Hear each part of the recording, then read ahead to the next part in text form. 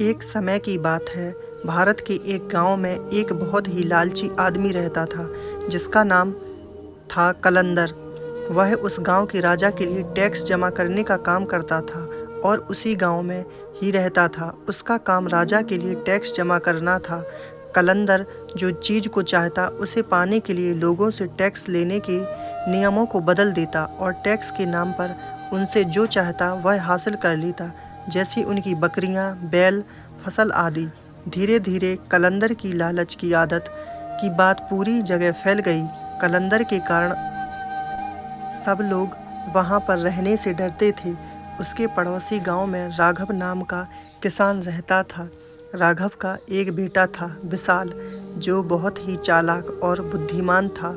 राघव का परिवार बड़ी गरीबी में जी रहा था, लेकिन राघव का सपना था कि उसका बेटा एक बहुत बड़ा आदमी बने।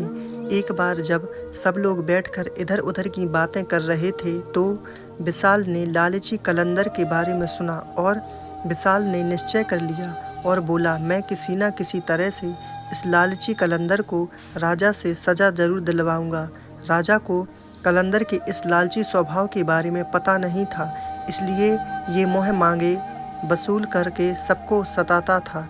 कलंदर एक बड़ा ही शातिर और चालाक आदमी था, इसलिए विशाल ने बहुत सोच समझकर एक योजना बनाई। अपने परिवार के शौक के उठने से भी पहले वह अपने पिता के बगीचे में गया और वहां लगे एक छोटे से आम के पेड़ को खोद के निकाल लिया। विशाल पेड़ को लेकर जल्दी जल्दी कलंदर के गांव की तरफ निकल पड़ा।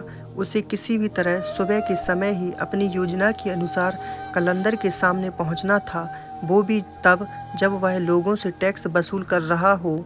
ठीक समय पर विशाल कलंदर के सामने पहुंच गया। उस समय कलंदर लोगों से टैक्स वसूल कर रहा था।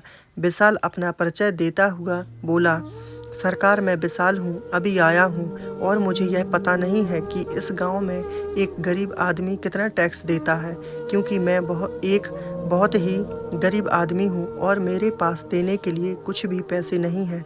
उसकी बात सुनकर लालची कलंदर बोला, कुछ ना कुछ तो तुम्हें देना ही होगा, तुम्हारे पास क्या है? विशाल ने अपने पेड़ की तरफ देखकर कहा, मेरे पास बस यही जादुई पेड़ है, इसके सिवा कुछ भी नहीं है। विशाल ने हैरान होकर कहा, अरे मालिक, ये बहुत ही कमाल का पेड़ है। जो भी इसके पत्तों को छूता है वह कई घंटों के लिए लोगों को दिखाई नहीं देता। वह पूरी तरह से लोगों के सामने से गायब हो जाता है, पर वह सबको देख सकता है। लालची कलंदर को विशाल की बात पर भरोसा नहीं हुआ। उसने कहा, क्या तुम मुझे ऐसा करके दिखा सकते हो? विशाल ने कहा, हाँ, क्यों नहीं, जरूर। विशाल की बात सुनकर लालची कलंदर ने उसे ऊपर से नीचे तक देखा और बोला, अगर तुम यहाँ रहना चाहते हो तो तुम्हें अपना यह पेड़ मुझे देना होगा। मैं तुम्हें इस गांव में बिना कुछ दिए नहीं रहने दूंगा।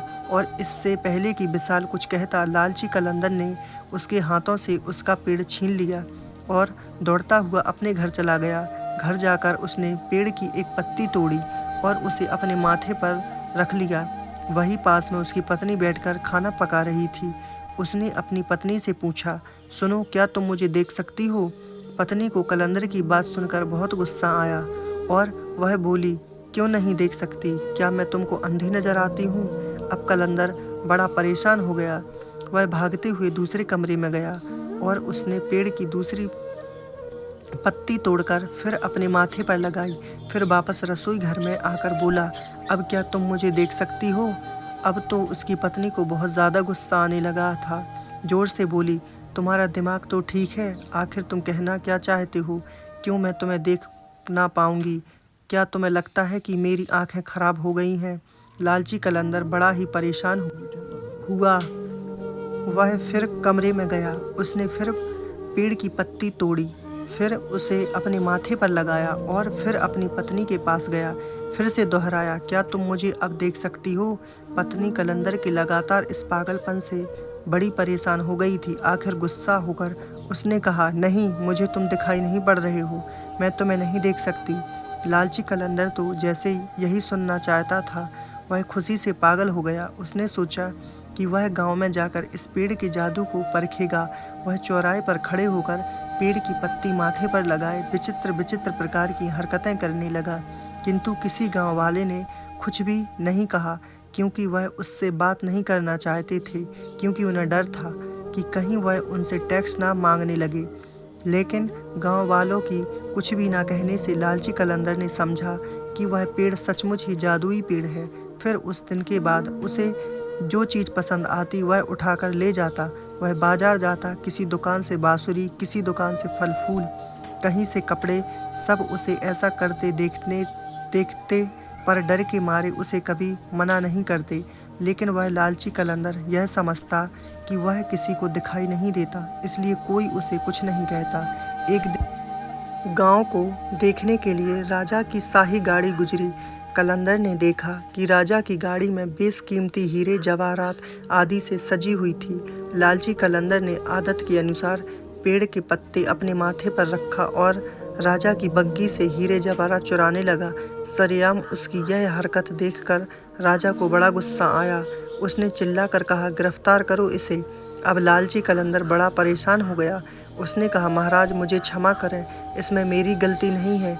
एक गरीब आदमी ने मुझे यह जादुई पेड़ दिया जिसकी पत्तियां अपने सर पर रखकर मैं अदृश्य हो जाता था, लेकिन आज मुझे पता चला कि वह झूठ बोल रहा था, क्योंकि आपने मुझे देख लिया और मैं गायब नहीं हुआ।